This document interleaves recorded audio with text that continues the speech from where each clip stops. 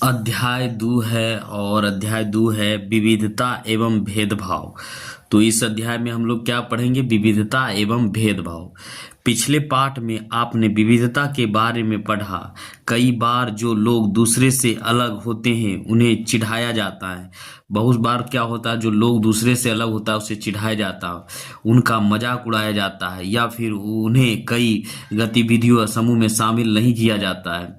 अगर हमारे दोस्त या दूसरे लोग हमारे साथ ऐसा व्यवहार करें तो हम दुख होता है, तो दुख होता है, वाकई में दुख होता है, गुस्सा आता है और हमें असहाय महसूस कराता है। क्या आपने कभी सोचा है कि ऐसे क्यों होता है? इस पाठ में हम यह समझने की कोशिश करेंगे कि ऐसा अनुभव हमारे समाज से और हमारे आसपास मौजूद असमानता से कैसे जोड़ेंगे, है ना। तो इस अध्याय में विविधता एवं भेदभाव के बारे में बात करेंगे। तो इसमें देखिए, तो इसमें क्या है, ये तो सब ठीक है, लेकिन इसमें ये विकलांग है और इसको भी सहयोग करके ले रहा है, मतलब दिखा रहा है। तो हम लोग अब यहाँ से पढ़ना स्टार्ट करते हैं। तो यहाँ हम क्या हैं और हम कैसे हैं, यह कोई कोई चीज पर निर्भर करता है। हम क्या हैं और हम कैसे हैं यह कई चीजों पर निर्भर करता है। हम कैसे रहते हैं, कौन सी भाषा बोलते हैं, क्या खाते हैं, क्या पहनते हैं, कौन सा खेल खेलते हैं और कौन सा उत्सव मनाते हैं, इन सबों पर हमारा रहने के जगह को भूगोल और उस इतिहास का असर पड़ता है। तो जिस जगह हम रहते हैं उसका असर के, जैसे मान लेते हैं हम क्या खाते हैं और कैसे रहते हैं, कौन सी भाषा बोलते हैं, क्या पहनते हैं, कौन खेलते हैं, कौन कौन से उत्सव मनाते हैं, इन सब पर हमारा रहने की जगह भूगोल यानी वातावरण और इतिहास का असर पड़ता है। क्या पड़ता है? इतिहास का असर पड़ता है। अगर संक्षेप में ही निम्नलिखित बिंदुओं पर ध्यान दे तो यह अंदाजा लगाया जाए कि भारत कितनी विविधता वाला देश है। यानी ये संक्षेप में भी है कि कहने ये अनुमान लगाया जाता है तो पता चलता है भारत कितने ही विविधता वाला देश है ना। देश है। भारत में 8, देखिए संसार में 8 प्रमुख धर्म है। संसार में कितने? 8 प्रमुख धर्म है। बाकी बात, संसार में 8 प्रमुख धर्म है। भारत मतलब जो ये है ना, भारत में यानी पूरे विश्व में जो धर्म की बात कर रहा है कितना है? 8 ही मुख्य रूप से धर्म है। भारत में इन 8 धर्म के अनुयायी यानी मानने वाले रहते हैं। तो ये भारत देखिए, भारत में 8 धर्म के अनुयायी में यही मानने वाले रहते हैं। यहाँ 1600 से ज्यादा भाषा बोली जाती है, जहाँ लोगों की मातृभाषा है, यहाँ जो विश्व में सबसे ज्यादा, पूरे सारा देश तो अलग अलग है लेकिन यहाँ का 8 धर्म है और 1600 से ज्यादा यहाँ भाषा बोली जाती है।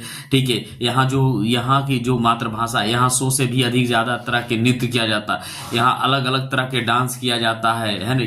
यहाँ विविधता हमेशा खुश होने के कारण नहीं बनती है, विविधता हमेशा खुश कारण के बनती नहीं है।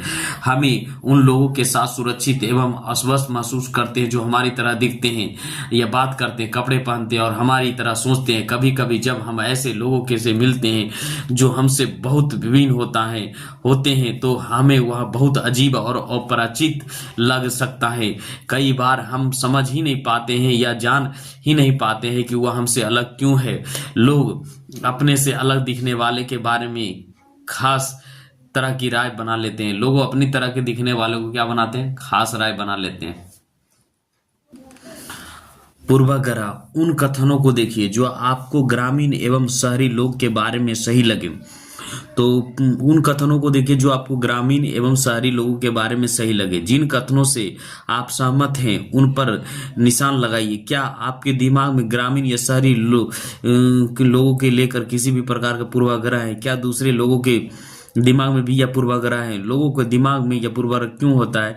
जिन्हें पूर्वाग्रह का अपने अपने आसपास महसूस किया हो या उनकी सूची बनाई, या पूर्वाग्रह के व्यवहार को कैसे प्रभावित करता है? तो पूर्वाग्रामीण क्या है? तो देखिए आधे से ज्यादा भारतीय ग्रामीण में रहते। सही बात है, यहाँ मेरा पूर्वाग्रह, ग्रामीण लोग अपने स्वास्थ्य लेकर सतर्क नहीं होते हैं, बहुत अंधविश्वासी होते हैं। ये भी सही है, नहीं होते हैं। गाँव के लोग बहुत पिछड़े होते हैं और यह कृषि के आधुनिक पद्धति का इस्तेमाल पसंद नहीं करते हैं, लेकिन ये भी सही है। उसके बाद फसल के बुआई एवं कटाई के समय परिवार के लोग खेत में 12 से 14 घंटा काम करते हैं। ये नहीं, ये गलत है। ग्रामीण लोग काम की तलाश में शहर की ओर स्थानांतरण का बोध करते हैं। ये मेरा पूर्वाग्रह है।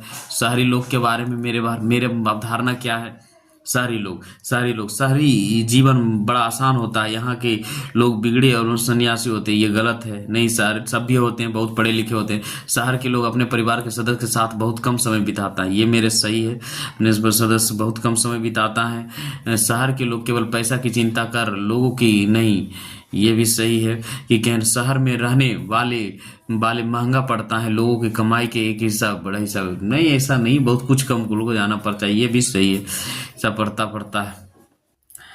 इनमें से कुछ कथन ग्रामीण लोगों को अज्ञानी एवं अंधविश्वास की तरह देखता है, जबकि शहर में रहने लोग को आलसी, चालाक एवं सिर्फ पैसे के सरोकार रखने वाले की तरह देखते हैं। जब हम किसी के बारे में पहले से कोई राय बना लेते हैं और उसे हम अपने दिमाग में बिठा लेते हैं तो वह पूर्वाग्रह के रूप ले लेती है। ज्यादातर यह राय नकारात्मक होती है। क्या होती है? सकारात्मक नहीं, नकारात्मक। जैसे कि कथन में दिया गया कि लोगों के आलसी, चालाक एवं कंजूस मानना का पूर्वाग्रह है। जब हम यह सोचने लगते हैं कि किसी काम करने के कोई एक तरीका ही सबसे अच्छा एवं सही है, हम अक्सर दूसरों की इज्जत नहीं कर पाते हैं जो उसी काम को दूसरी तरह से करना पसंद करें। उदाहरण के लिए, अगर हम सोचें कि अंग्रेजी सबसे अच्छी भाषा है और दूसरी भाषा महत्वपूर्ण नहीं, तो हमें अन्य भाषा का बहुत नकारात्मक रूप से देखना पड़े। परिणाम स्वरूप हम उन लोगों की ज़्यादा इज्जत नहीं कर पाएंगे जो अंग्रेजी के अलावा अन्य भाषा बोलते हैं। हम कई चीज़ों के बारे में पूर्वाग्रही हो सकते हैं। लोगों के धार्मिक विश्वास, उनकी चमड़ी का रंग, क्षेत्रीय, जिस क्षेत्र में वो आते हैं, जिस तरह से वो बोलते हैं, जैसे कपड़े पहनते हैं इत्यादि, है ना। अक्सर दूसरे के बारे में बनाया गया हमारे पूर्वाग्रह इतना पक्का होता है कि हमें उनसे दोस्ती नहीं करना चाहते हैं। इसी वजह से कई बार हमारे व्यवहार ऐसा होता है कि हमें उन्हें दुख पहुंचा देता है। लड़के एवं लड़कियों के भेदभाव। समाज में लड़के और लड़कियों में कई तरह के भेदभाव किया जाता है। हम सभी इस भेदभाव से परिचित हैं। एक लड़का या लड़की होने का अर्थ क्या होता है? आप में से कई लोग कहेंगे हम लड़के या लड़की की तरह जन्म लेते हैं तो ऐसा ही होता है। इसमें सोचने वाली क्या बात है? आइए देखें क्या क्या सच्चाई है। तो ये सच्चाई को देखिएगा। नीचे दिए गए कथन को सूची से तिलिक को भरिए और अपना उत्तर के कारण और जैसे कि वह बहुत ही सुशील है। ये लड़की के लिए बात होता है। उनका बात करने का थोड़ा तरीका बड़ा सभ्य एवं मधुर है। लड़की के लिए उसके शरीर रूप से बालिष्ट है। ये पुरुष के लिए वह शरारती है। पुरुष के लिए नृत्य गान करना और चित्रकारी से निपुण है। वह रोते नहीं। लड़के के लिए उद्यमी है। लड़के के लिए वह खेल में निपुण है। लड़के के लिए खाना पकाने में निपुण है। लड़की के लिए भावुक है। तो एक लड़का और लड़की का, तो यहाँ क्या कह रहा है? एक नंबर में किसका है? वह सुशील है। किसके लिए? एक नंबर में लड़की के लिए बोला गया है। लड़की के लिए बोला गया है ना। वह बात करने का तरीका बड़ा सभ्य और मधुर है। तो ये 2 नंबर किसके लिए? लड़की के लिए। वह शरारती है, तो लड़की के लिए बोला गया है। वह शरारती, वह नृत्य करने का, चित्रकारी में निपुण है। वे नृत्य करने के और चित्रकारी करने में निपुण है। तो ये हो जाएगा। 4 नंबर में भी क्या हो जाएगा? यही हो जाएगा। 5 नंबर में रोते हैं लड़का, लोड़े, उद्यमी, ये सब लड़का के लिए प्रयोग किया गया है। ठीक है। तो लोग तरह तरह की बातें करते हैं। ये बेचारा विकलांग है, उसके बारे में तरह तरह की बात करते हैं। मैं लंगड़ाता हूँ, मेरी बोली लड़खड़ाती है। इसके अलावा और भी बहुत कुछ है। कभी मैं उदास हो जाता हूँ तो कभी मैं दुखी। लोग मेरा मजाक उड़ाते हैं। यह नई बात नहीं है। अगर तुम मेरी जगह होते तो क्या करते? तुम दूसरे में से कितने अलग दिखते हो? मैं तो नेगड़ा से पूछ रहा, मैं भी एक इंसान हूँ, मुझे शर्म आती है। घूरती आंखों से मैं छिप जाना चाहती हूँ। उसके बाद यहाँ यहाँ यहाँ ये सिर्फ इसलिए मेरा टांग डगमगाती है, लोग सोचते हैं कि मेरा दिमाग भी डगमगाता है ये, लेकिन दिमाग से तो ये सही है। ऊपर ऊपर देखिए, ऊपर जो चित्र में जो बच्चे बच्चे हैं उन्हें पहले विकलांग कहा जाता था। इस शब्द को बदलकर आज उनके लिए जो शब्द प्रयोग किया जाता हुआ है खास खास जरूरत वाले बच्चों को, उनके बारे में लोग पूर्वाग्रह के या बड़ा अक्षर में दिया गया है। साथ में वो अपनी भावना और विचार भी व्यक्त किया है। यह बच्चे अपने से जुड़ी रूढ़िवादी धारणा के बारे में क्या कह रहे हैं, क्या कर रहे हैं, इस पर चर्चा कीजिए। आपकी राय में क्या खास जरूरत बच्चों को सामान्य स्कूल में पढ़ना चाहिए या अलग स्कूल होना चाहिए? उनका जवाब में पक्ष में तर्क में दीजिए। तो सबको एक साथ पढ़ना चाहिए मेरे हिसाब से। ये विकलांग दिमाग से पैर से होना चाहिए, लोग को दिमाग से पैर विकलांग नहीं होना चाहिए। अगर हम इस कथनों को ले कि वह वे रोते नहीं है, तो आप देखेंगे कि यह गुण आमतौर पर लड़कों या पुरुष के साथ जोड़ा जाता है। बचपन में जब लड़के को गिर जाना पर चोट लग जाती है तो माता पिता एवं परिवार के अन्य सदस्य अक्सर यह कहकर चुप कराते हैं कि रो मत, तुम तो लड़के हो, लड़के बहादुर होते हैं, रोते नहीं। जैसे जैसे बच्चे बड़े होते जाते हैं वह यह विश्वास करने लगता है कि लड़का रोता नहीं है। यहाँ तक कि अगर किसी लड़के को रोना आए भी तो वह अपने आप को रोक लेता है। लड़का यह मानते हैं कि रोना कमजोरी का निशानी है। हालांकि लड़के और लड़कियों दोनों कभी कभी रोने का मन करता है, खास जब उन्हें गुस्सा आए या दर्द हो।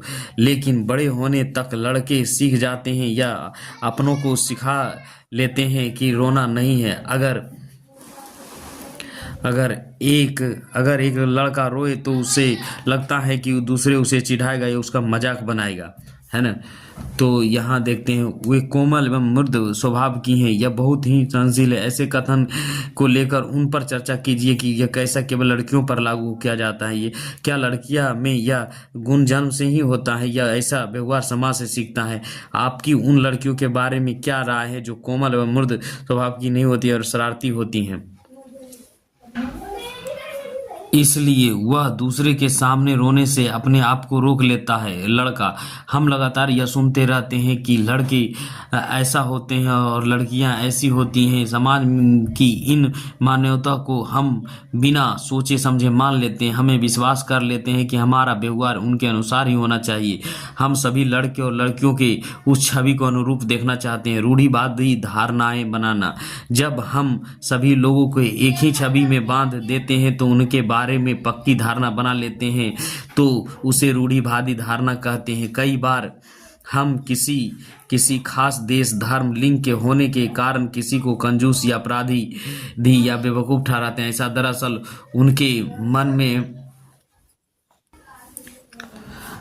कंजूस अपराधी का बेवकूफ ठहराता है। ऐसा दरअसल उनके मन में एक पक्की धारणा बना लेने के कारण होता है।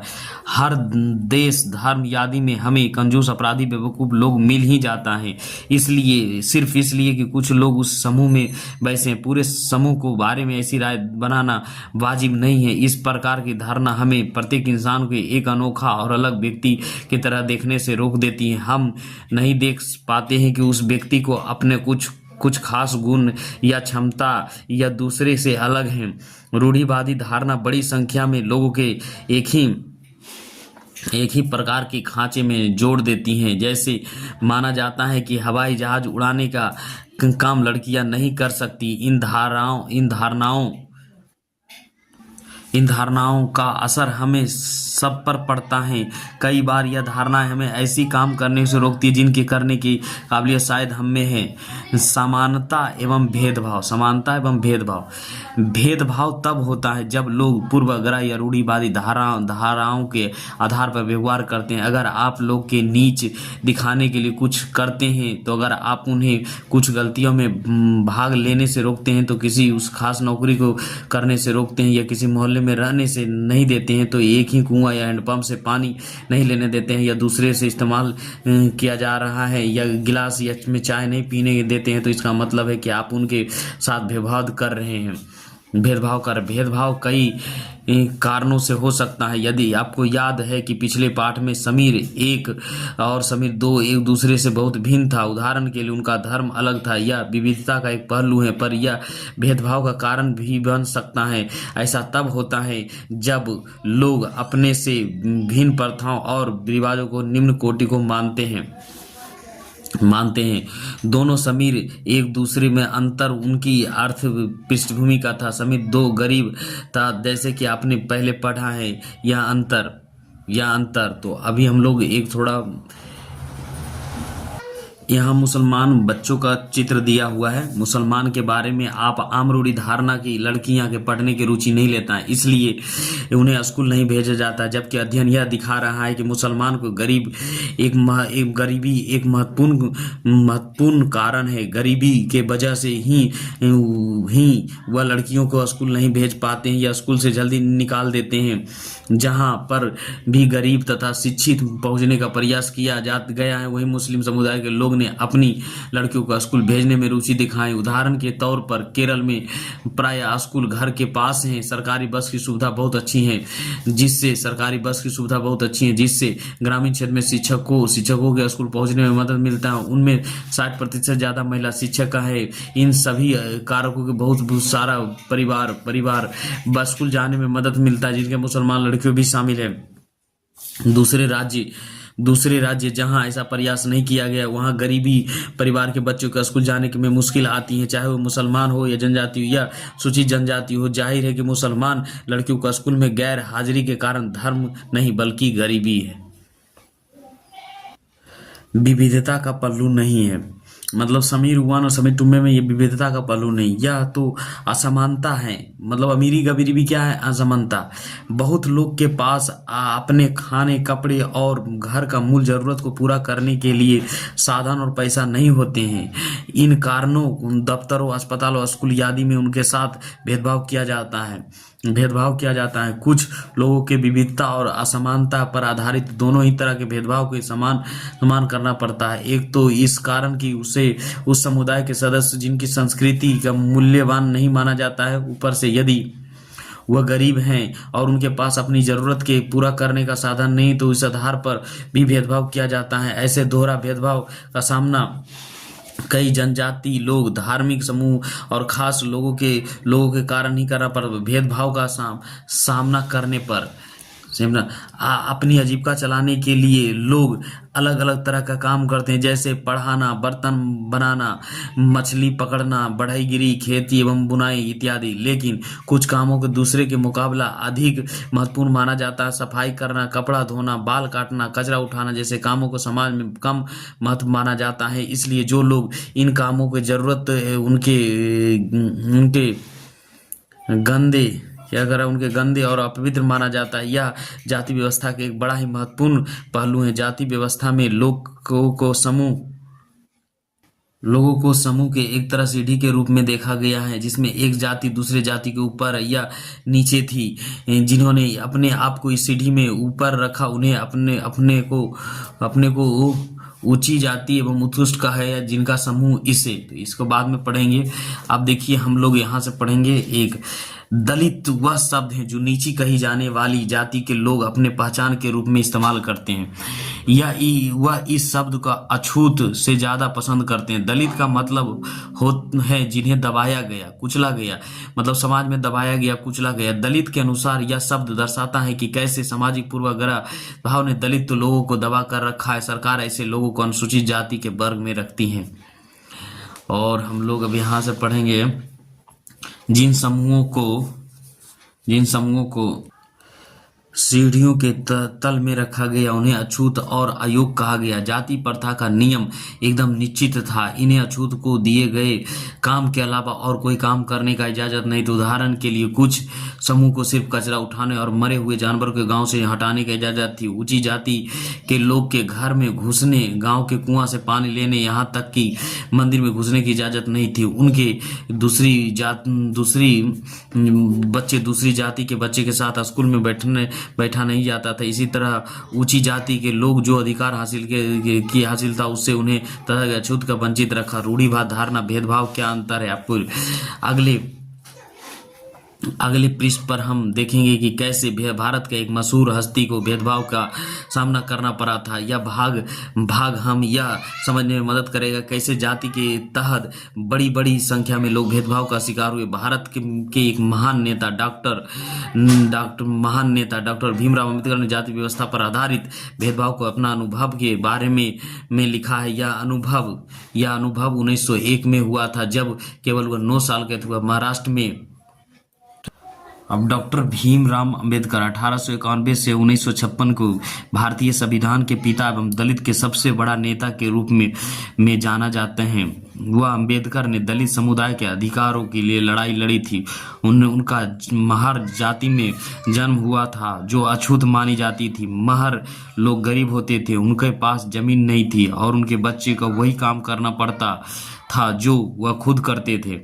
उन्होंने गांव के बाहर रहना पड़ता था और गांव के अंदर आने की इजाज़त नहीं थी। अंबेडकर अपनी जाति के पहला व्यक्ति था जिसने अपनी कॉलेज की पढ़ाई पूरी की और वकील बनने के लिए इंग्लैंड गए। उन्होंने दलित को अपने बच्चों को स्कूल कॉलेज भेजने के लिए प्रोत्साहित किया। दलित से अलग की तरह सरकारी नौकरी करने को कहा ताकि वह जाति व्यवस्था से बाहर निकल पाए। दलित को मंदिर में प्रवेश के लिए जो कोई प्रयास किया जा रहा है उनके अंबेडकर ने नृत्य किया। उन्होंने ऐसा धर्म को तलाश की जो सबके समान निगाह से देखे। जीवन में आगे चलकर उन्हें अपना धर्म परिवर्तन कर बौद्ध धर्म को अपना। उन्होंने मानना था कि दलित को जाति प्रथा के खिलाफ अवश्य लड़ना चाहिए और ऐसा समाज बना कि हर तरफ का करना चाहिए जिससे उसकी इज्जत हो, ना कि कुछ लोगों के ही। कोरा गांव में अपने भाइयों के साथ पिता से मिलने गया था। महाराष्ट्र कौन गए थे? ये भीमराव अम्बेडकर। बड़ी देर हमने इंतजार किया पर कोई नहीं आया। 1 घंटा बीत गया तो स्टेशन मास्टर पूछने आ गया। उन्होंने हमसे हमारा टिकट मांगा जो हमने दिखाया दिया। उसने पूछा कि हम वहाँ क्यों रुके हुए थे। हमने बताया कि हमें कोरो गांव जाना था और हमें पिताजी या उनके नौकर के आने के इंतजार कर रहे थे, लेकिन दोनों में से कोई भी नहीं पहुंच पाया था और हमें पता नहीं था कि कोरो गांव कैसे पहुंचते हैं। हमने बहुत अच्छे कपड़े पहन रखे थे। हमारे कपड़े और बोली से कोई भी हमें अंदाजा नहीं लगा सकता था कि हम अछूत के बच्चे थे।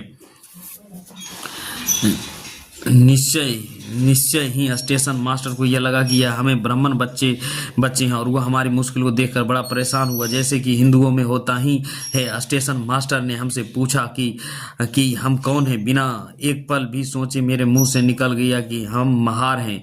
बम्बई प्रांत में महार समुदाय के अछूत माना जाता था। उनका एकदम सा धक्का लगा।